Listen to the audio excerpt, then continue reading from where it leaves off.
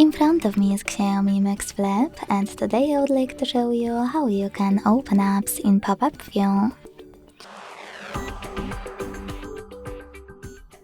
All you need to do is select one of your apps to use in this view and launch it in the background.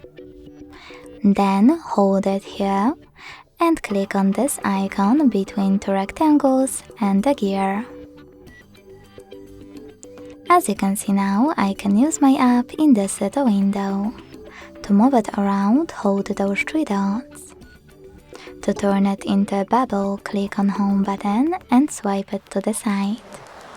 Then to access it, just click on the bubble. If you want to resize it, hold one of its corners and drag it.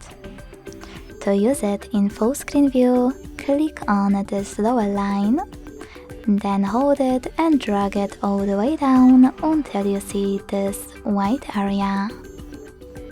Lastly, to close your window completely,